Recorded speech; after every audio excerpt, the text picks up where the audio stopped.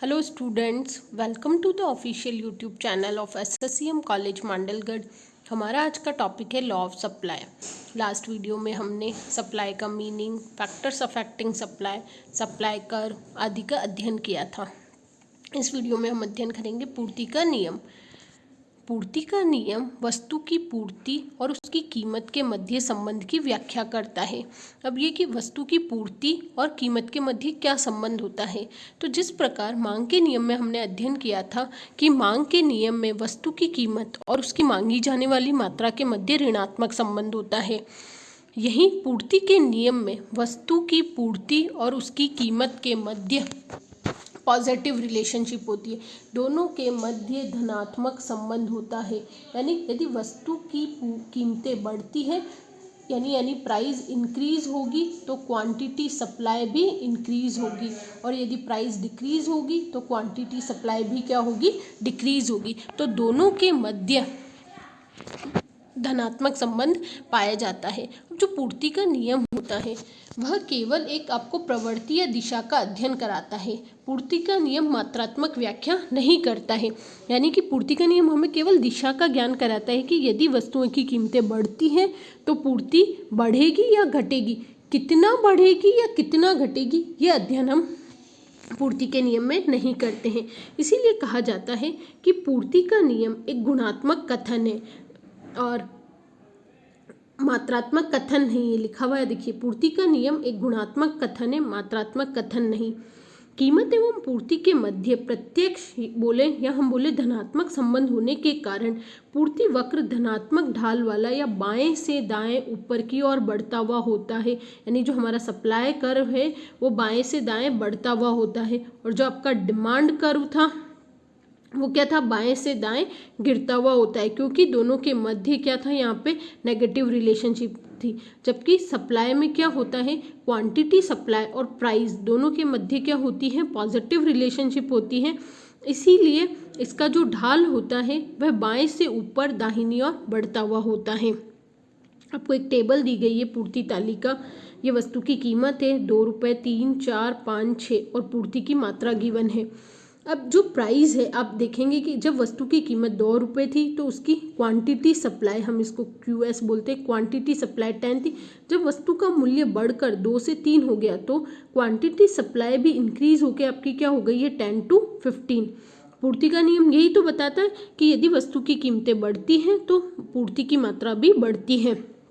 और इधर देखें, जब वस्तु की कीमत 6 थी तो उसकी पूर्ति की मात्रा 30 थी, और जैसे ही कीमत कम होकर 6 से 5 हो जाती है, 6 to 5 हो जाएगी, तो जो उसकी क्वांटिटी सप्लाई है वो भी कम होकर क्या हो जाएगी, आपकी 30 to 25 हो जाएगी। तो पूर्ति का नियम वस्तु की कीमत और पूर्ति के मध्य धनात्मक संबंध को व्यक्त करता है। अब आपने उपरोक्त रेखा चित्र में देखा, इस रेखा चित्र को हम किस तरह कि OX एक्स पर तो वस्तु की मात्रा, क्वांटिटी सप्लाई, और ये गलत लिख दिया है, यहाँ OY एक्स पर हम लेंगे कीमत, प्राइस।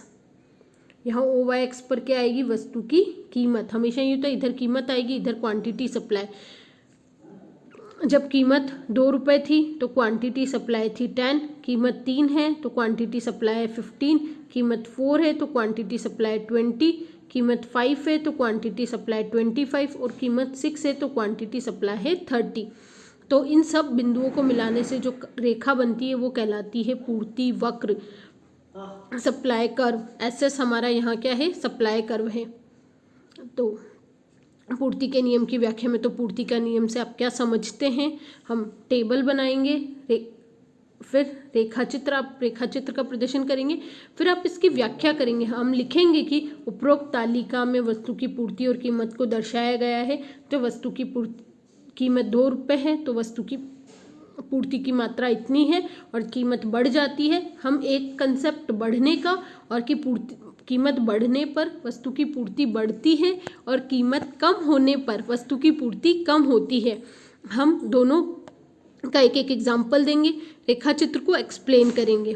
फिर नेक्स्ट है आपका पूर्ति के नियम की मान्यताएं, अजम्पशंस। जब आपने पूर्ति के नियम की व्याख्या की, हमने लिखा था अन्य बातें समान रहने पर यदि वस्तु की कीमतें बढ़ती हैं तो उसकी पूर्ति भी बढ़ती है। तो अन्य बातें समान रहने से आशय है कि हमने इस नियम की कुछ मान्यताएं ली है। तो फर्स्ट है उत्पत्ति के साधनों का मूल्य, यानी जो फैक्टर्स ऑफ प्रोडक्शन है उनका मूल्य यथावत रहना चाहिए। क्रेताओं और विक्रेताओं की आय स्थिर होनी चाहिए।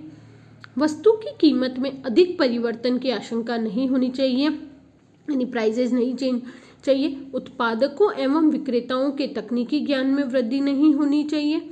उपभोक्ता की आदत, फैशन, रुचि स्थिर रहनी चाहिए। मार्केट में पूर्ण प्रतियोगिता की स्थिति हो। वस्तु की प्रत्येक इकाई को छोटे छोटे भागों में विभक्त किया जा सके।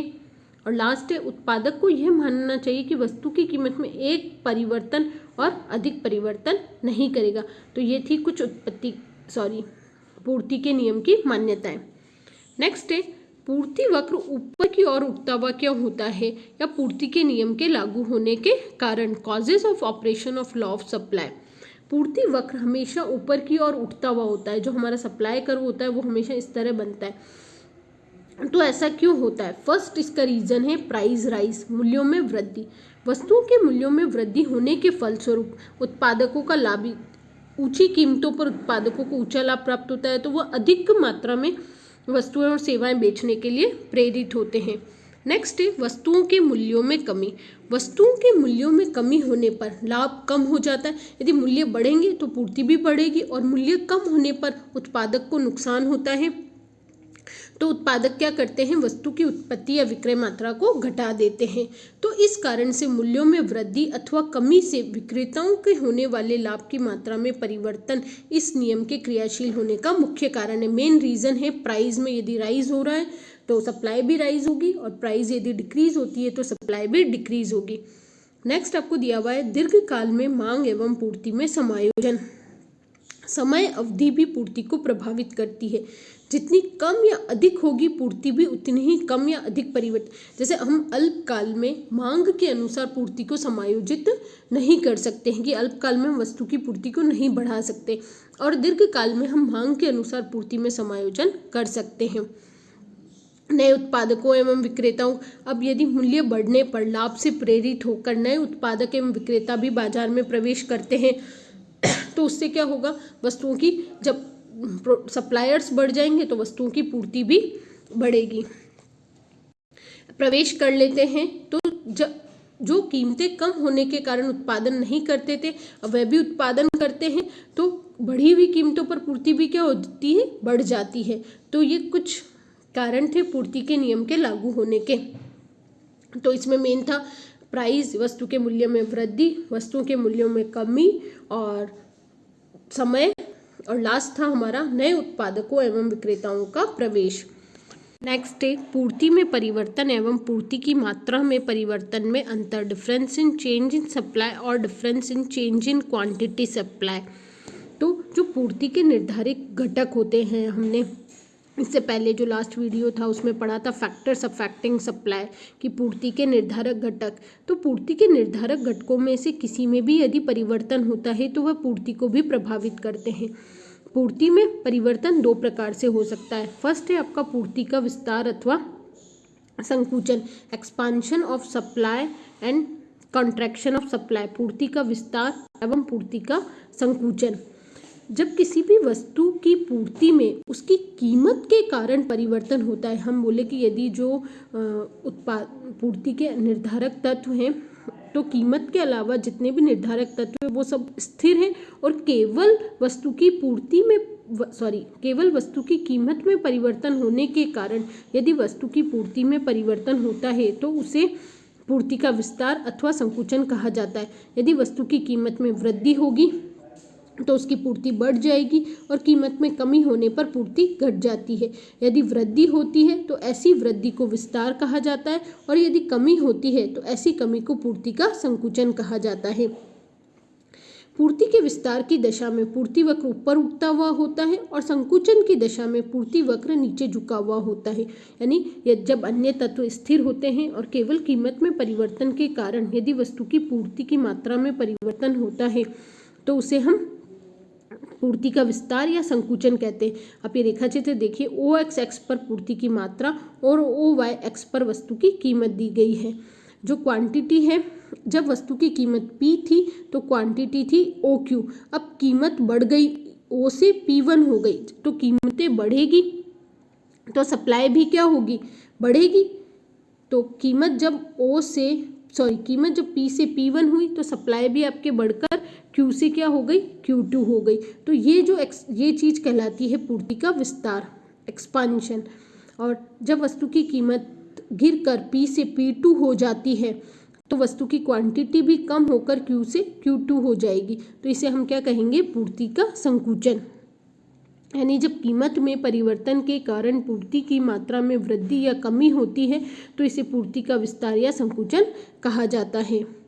नेक्स्ट है आपका इंक्रीज और डिक्रीज इन सप्लाई।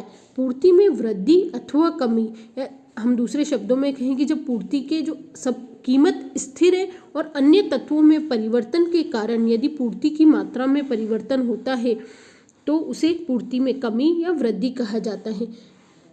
हमने अध्ययन किया था कि पूर्ति के निर्धारक घटकों में कि पूर्ति की किसी भी वस्तु की पूर्ति अनेक तत्वों पर निर्भर करती है, और जब किसी वस्तु की पूर्ति उसमें कीमत में परिवर्तन होने के कारण वृद्धि या कमी, जो भी हमने अध्ययन किया, तो उसे तो हम पूर्ति का विस्तार अथवा संकुचन कहते हैं। परंतु जब यह परिवर्तन मूल्य के अलावा किसी अन्य तत्व में होने वाले परिवर्तन के फलस्वरूप होता है, यानी वस्तु की कीमत स्थिर है और अन्य तत्वों में परिवर्तन होने के कारण यदि पूर्ति की मात्रा में परिवर्तन होता है तो उसे पूर्ति में वृद्धि अथवा कमी कहते हैं।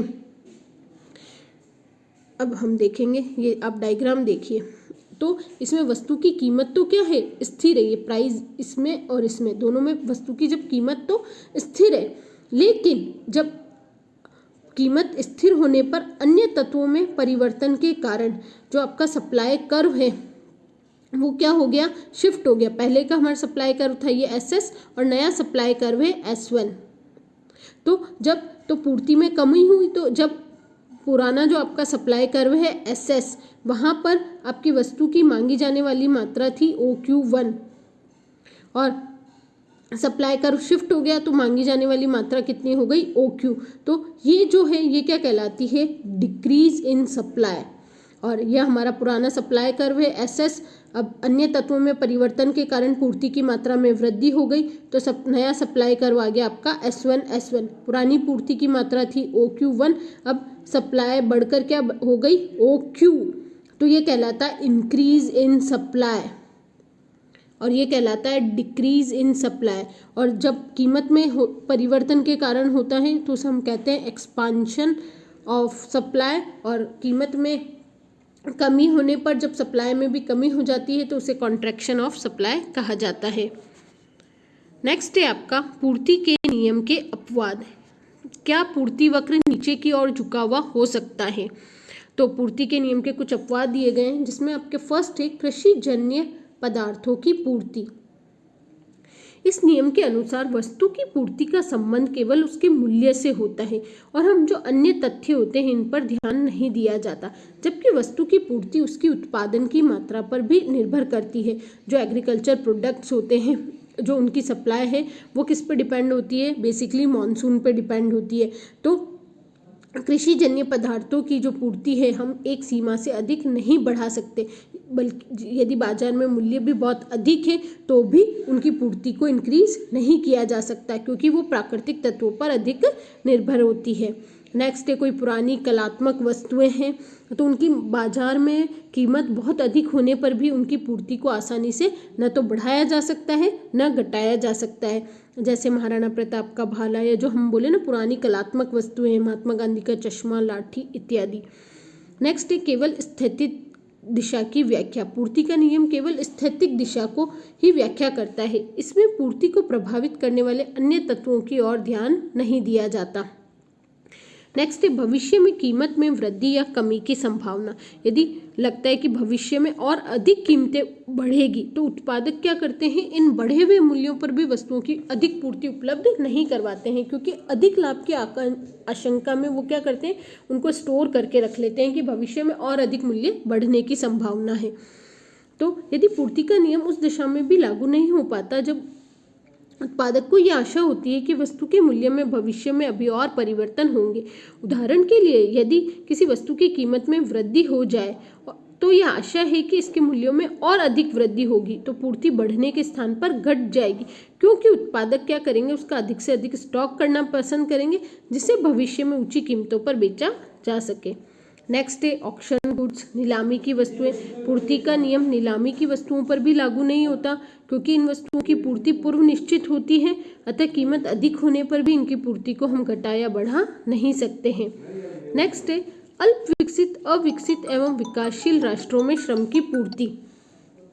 पूर्ति का नियम अविकसित, अल्प विकसित एवं विकासशील राष्ट्रों में श्रम जो लेबर की सप्लाई होती है उस पर भी लागू नहीं होता है। तो इस वीडियो में हमने सप्लाई का नियम, लॉ ऑफ सप्लाई की वस्तु की पूर्ति और उसकी कीमत के मध्य धनात्मक संबंध होता है। जो हमारा लॉ ऑफ सप्लाई में जो हमारा सप्लाई कर्व होता है वो हमेशा पॉजिटिव होता है, क्योंकि दोनों के मध्य पॉजिटिव रिलेशनशिप होती है कीमत और पूर्ति के मध्य।